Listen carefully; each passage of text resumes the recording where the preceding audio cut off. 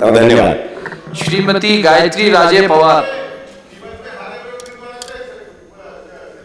आप ही की पार्टी की सदस्य बोल रही, कृपया बैठ जाइए, बैठ जाइए, बैठ जाइए। बात कर रहे। माननीय सभापति महोदय, धन्यवाद जो आपने मुझे बोलने का मौका दिया और सभी को सम्मान देने के लिए बोला, पर आपसे आग्रह है केवल एक दिन का सम्मान नहीं, आज महिला दिवस है, इसलिए हमेशा के लिए महिलाओं को सम्मान के लिए सबको बोला जाए। माननीय सभापति महोदय, मैं मांग 1, 45, 48, 55 और 56 का समर्थन करती हूँ। मैं आपको धन्यवाद ज्ञापित करती हूँ कि आपने मुझे बोलने का मौका दिया। माननीय मुख्यमंत्री जी के नेतृत्व में हमारी सरकार ने उल्लेखनीय तरह के मील के पत्थर गड़े हैं और हमारे 2021 और 22 के बजट में जो हमारे ओजस्वी वित्त मंत्री जगदीश देवड़ा जी ने पेश किया और विभागीय बजट जो राज्य मंत्री इंदर सिंह जी भाई साहब ने पेश किया, उसके समर्थन में हूँ। ये बजट भाजपा के मूल सिद्धांतों को ध्यान में रखते हुए बनाया गया है। अंत्योदय का सिद्धांत, अंत्योदय का सिद्धांत आखिरी पंक्ति के व्यक्ति तक पहुंचने का सिद्धांत, हर गरीब और आखिरी पंक्ति के व्यक्ति को ध्यान में रखकर बनाया है। ज़रूरतमंदों को, गरीबों को, ज़रूरतमंद स्थिति से बाहर आते हुए लोगों को और गरीबी से उभरे हुए लोगों के लिए बहुत ज़रूरी है इस तबके का ध्यान रखना, क्योंकि यही है जो गरीबी रेखा से नीचे, लोअर मिडिल क्लास और हमारी उन बहनों के बारे में सोचा जाता है जो खास करके कोरोना महामारी की मार सबसे ज़्यादा सही है इन लोगों ने। तो इन लोगों का ध्यान इस बजट ने रखा है, ना तो कोई कर बढ़ाया है और ना ही कोई नया कर इन लोगों पे लगाया है। इसके लिए मैं हमारे वित्त मंत्री जी और हमारे राज्य मंत्री जी और माननीय मुख्यमंत्री जी को धन्यवाद ज्ञापित करती हूँ। मैं बहुत ज़्यादा आंकड़ों पे नहीं जाऊँगी क्योंकि आंकड़ों का विश्लेषण बहुत विस्तार से हो चुका है। मैं इस बजट के प्रभाव पर बात करना चाहूँगी। माननीय सभापति महोदय, सामान्य प्रशासन विभाग के विभागीय बजट के बारे में अगर हम बात करते हैं तो इस बजट में हमारे इस विभाग को कुल आवंटित राशि है 1015 करोड़ 89 लाख रुपए और जो पिछले साल की तुलना में 240 करोड़ 11 लाख रुपए अधिक है, बहुत ही उल्लेखनीय है।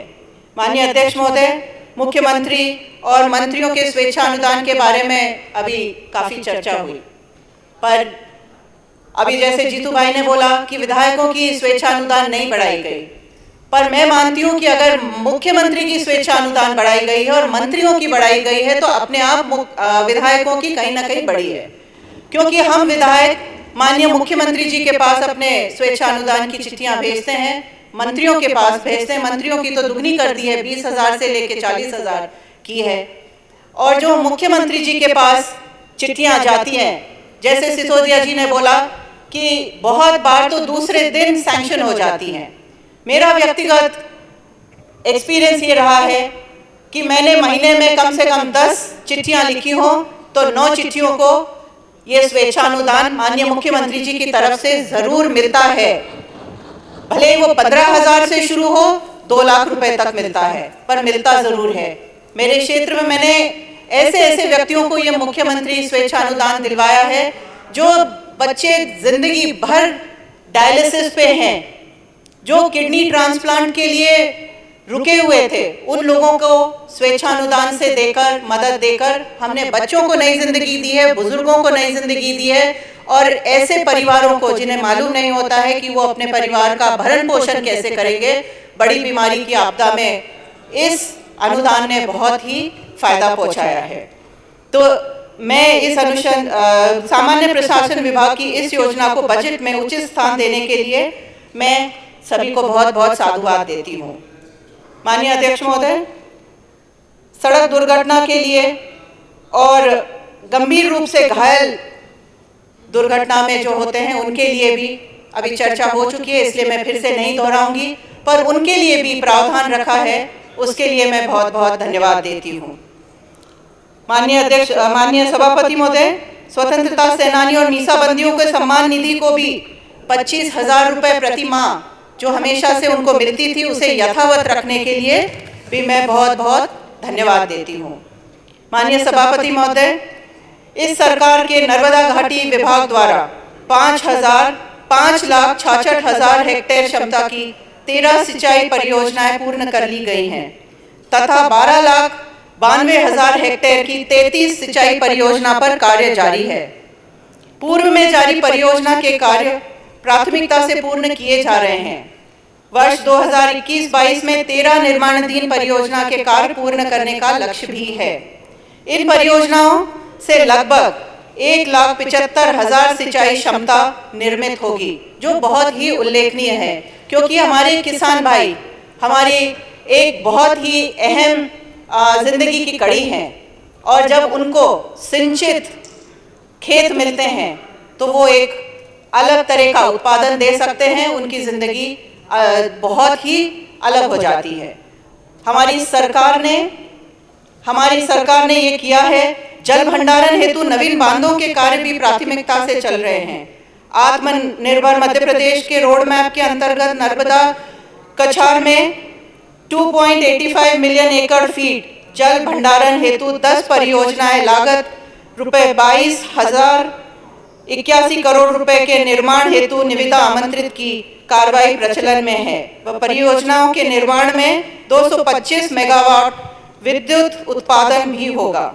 मैं माननीय वित्त मंत्री जी को साधुवाद देती हूँ कि इसे बजट में जगह दी। 2019-20 में 5.85 लाख हेक्टेयर क्षेत्र सिंचित हुआ।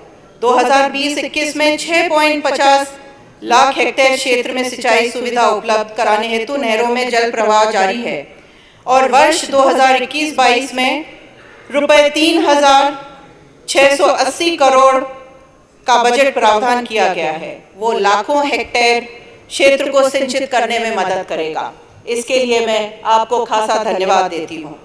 इसी कड़ी में हमारे यशस्वी मुख्यमंत्री जी के अथक प्रयासों से जहाँ नदी से नदी जोड़ो अभियान, उनका जो दिल के बहुत ही करीब वाला अभियान है, उन्होंने शुरू किया है, जिसके तहत बहुत सारी सूखी हुई नदियों को भी फिर से जीवन मिला है।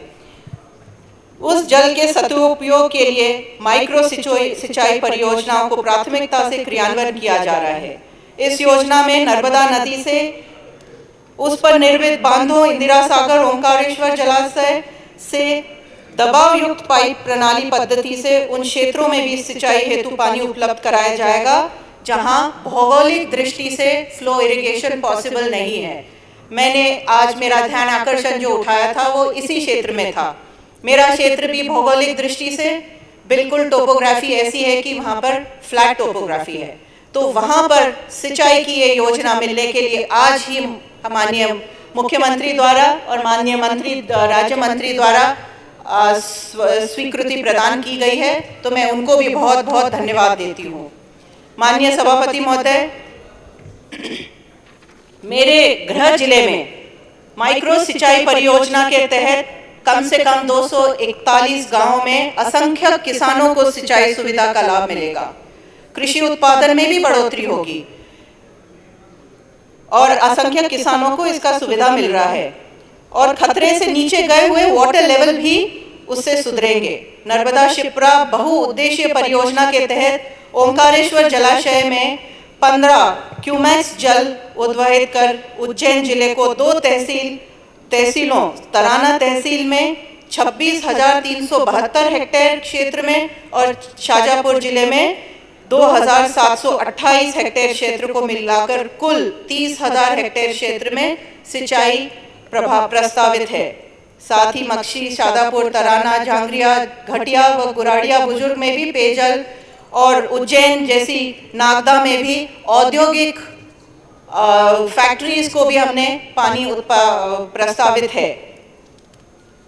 देवास एक अपने आप में एक मिसाल है सभापति महोदय।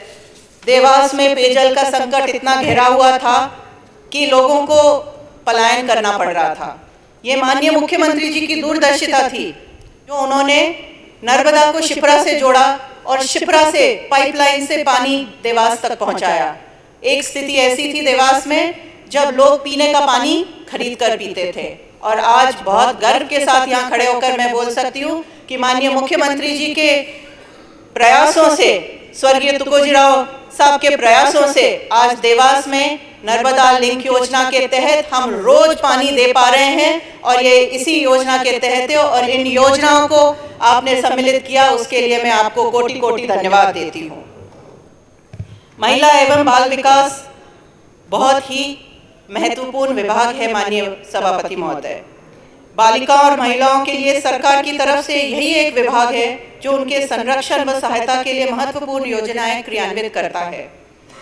माननीय मुख्यमंत्री जी के नेतृत्व में मध्य प्रदेश में महिलाओं व बालिकाओं को एक नया सम्मान प्राप्त हुआ है, चाहे वो बेटी के जन्म होते से योजना हो लाडली लक्ष्मी की, जिसमें पैदा होते से उसे सर्टिफिकेट दिया जाता है 1,18,000 का, और उसके बाद 18 वर्ष की आयु में उसे 1 लाख मिलते हैं, या फिर उसकी शिक्षा में मदद स्वरूप वित्तीय सहायता हो, छात्रवृत्ति हो, लैपटॉप सुविधा हो, दूर दराज के स्कूल में अगर बिटिया पढ़ रही है तो उसे जाने के लिए एक स्कूल जाने के लिए साइकिल की सुविधा भी, बेटी की विवाह के लिए कन्यादान व निकाह योजना, अगर कोई बेटी विधवा होकर पुनः विवाह करती है तो 2 लाख रुपए की सहायता, गर्भवती अवस्था में भी प्रावधान है, वित्तीय प्रावधान है ताकि वो माँ अपने आप का भरण पोषण कर सके जो उसका परिवार नहीं कर पा रहा है।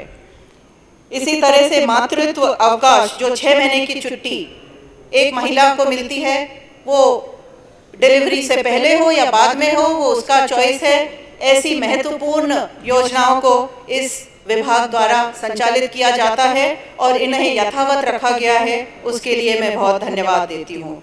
उसके अलावा वृद्धावस्था पेंशन, विधवा पेंशन, तीर्थ दर्शन योजना और यहाँ तक कि अंत्येष्टि के लिए भी 5,000 रुपये दिए जाते हैं। एक महिला, एक बालिका को सबसे बड़ा सम्मान माननीय मुख्यमंत्री जी ने तब दिया था जब उसके साथ दुष्कर्म करने वाले व्यक्ति को सीधे फांसी की सजा सुनाने की बात कही थी और इसका कानून बनाने के लिए पहल माननीय मुख्यमंत्री जी ने की थी। माननीय अध्यक्ष महोदय, वन स्टॉप सेंटर के अंतर्गत सखी सभी प्रकार की हिंसा से पीड़ित महिलाओं व बालिकाओं को एक स्थान पर अस्थायी आश्रय, पुलिस डेस्क, विधि सहायता, चिकित्सा व काउंसलिंग सभी उपलब्ध है। इस one stop centre Usha Kiran केंद्रों में उपलब्ध कराया गया है। माननीय सभापति महोदय, माननीय मुख्यमंत्री जी के मुख्य अतिथि में किशोरी बालिकाओं को सुरक्षा, जागरूकता, पोषण, ज्ञान, स्वास्थ्य एवं स्वच्छता संबंधी गतिविधियों को बढ़ावा देने एवं उनके बहुमुखी विकास के लिए पंख अभियान का शुभारंभ किया गया है।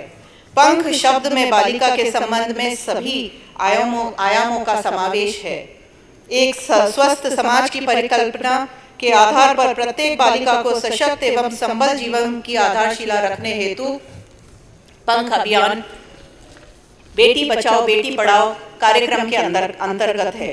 माननीय सभापति महोदय, हिंसा से पीड़ित महिलाएं जिसमें 18 वर्ष से कम आयु की बालिकाएं भी सम्मिलित है को सहायता प्रदान करना, 18 वर्ष से कम आयु की बालिकाओं की सहायता हेतु लैंगिक अपराधों से बालकों का संरक्षण अधिनियम 2012 एवं किशोर न्याय बालकों को देखरेख और संरक्षण अधिनियम 2015 के अंतर्गत गठित संस्थाओं को सेंटर से जोड़कर रखा है। माननीय सभापति महोदय, ग्राम नगरीय क्षेत्रों में विशेष अधिकार से कुपोषित बच्चों के कुपोषण सुधार हेतु पोषण वाटिका की स्थापना की जा रही है। अब तक 65,500 आंगनवाड़ी केंद्रों में पोषण वाटिका की स्थापना हो चुकी है। हमारी सरकार ने समस्त आंगनवाड़ियों के लिए उपयुक्त भवन उपलब्ध कराने का निश्चय किया है। वर्ष 2021-22 में 1,000 भवनों का निर्माण प्रारंभ किए जाने का लक्ष्य है। माननीय सभापति महोदय, इस सरकार ने प्रदेश की महिलाओं के लिए भयमुक्त वातावरण निर्मित करने के लिए एक दिशा में प्रत्येक जिले में एक महिला पुलिस थाना प्रारंभ करने का प्रस्ताव है। यह निर्भया फंड से महिलाओं के सम्मान एवं सुरक्षा के बारे में जागरूकता लाने के लिए सेफ सिटी कार्यक्रम के अंतर्गत कार्य किया जा रहा है। इसकी वार्षिक थीम का विषय है लड़कियों व महिलाओं के प्रति सम्मान पूर्वक नजरिया व व्यवहार को बढ़ावा देना तथा छेड़छाड़ मुक्त शहर निर्माण करना। माननीय सभापति महोदय, मध्य प्रदेश राज्य अंतर्गत विभिन्न विभाग एवं एजेंसियों के आधिपत्य में महत्वपूर्ण शासकीय परिसंपत्तियां हैं। विभागों के पास अनुपयोगी परिसंपत्तियों का व्यावसायिक उपयोग करने की दक्षता न होने के कारण शासन को अप्रत्यक्ष रूप से राजस्व की हानि होती है। ये सभापति महोदय, बहुत सारी संपत्तियां ऐसी हैं जो एनक्रोच्ड हैं, जिनके ऊपर अतिक्रमण है, जिनके ऊपर इलीगल एक्टिविटीज होती हैं या गंदगी से भरी पड़ी हुई हैं। ऐसी संपत्तियों का मैनेज करने का निश्चय किया गया है। लोक परिसंपत्ति प्रबंधन विभाग का गठन किया है 26/8/20 को। अब इस संपत्ति को जो मैनेज किया जाएगा उसके लिए बहुत ही ट्रांसपेरेंट पॉलिसी रखी गई है, जिसमें ई टेंडरिंग होगा। अगर ऑक्शन होना है तो ऑक्शन होगा, अगर आपको कोई दूसरे डिपार्टमेंट में उसको हस्तांतरित करना है तो वो होगा, पर उस संपत्ति का प्रॉपर यूज हो और उसका वित्तीय फायदा वित्त मंत्रालय को मिले, ऐसा निश्चय किया गया है। मांग संख्या 68 अंतर्गत बजट वर्ष 2020-21 में रुपए 400 लाख यानी 4 करोड़ बजट आवंटित किया गया है। दिनांक 8/3/21 तक कुल 10 परिसंपत्तियों का निर्वर्तन किया जा चुका है, जिनकी ऑफसेट मूल राशि कुल रुपए 110 करोड़ रुपए है के विरुद्ध निविदा बोली मूल्य राशि 183 करोड़ रुपए प्राप्त हुई है। इस विभाग को भी शुरू करने के लिए मैं मानती हूँ कि माननीय मुख्यमंत्री जी की दूरदर्शिता है और इसको उन्होंने बजट में शामिल किया है, उसके लिए मैं उन्हें बहुत बहुत साधुवाद देती हूँ। माननीय अध्यक्ष महोदय, बजट में प्रदेश स्थित हवाई पट्टियों को पायलट प्रशिक्षण, एरोस्पोर्ट, हेलीकॉप्टर अकेडमी आदि सुविधाएं विकसित करने के लिए रीवा, दतिया, रतलाम, उज्जैन, मंदसौर, छिंदवाड़ा, उमरिया, बालाघाट, सागर, गुना एवं सिवनी हवाई पट्टियां निर्धारित शुल्क पर आवंटित की गई हैं, जिससे राजस्व में वृद्धि होगी। इंदौर विमानतल को भी कस्टम नोटिफाइड एयरपोर्ट घोषित किया गया है। साथ ही अंतर्राष्ट्रीय उड़ानें भी शुरू की गई हैं, जिससे 100% राजस्व में वृद्धि होगी। इन सभी चीज़ों को राजस्व बजट में जोड़ने के लिए मैं माननीय मुख्यमंत्री जी को, माननीय देवड़ा जी को, माननीय इंदर सिंह जी को, भारत सिंह जी को, सभी को बहुत बहुत धन्यवाद देती हूँ और आपको धन्यवाद देती हूँ कि आपने मुझे बोलने का मौका दिया। धन्यवाद।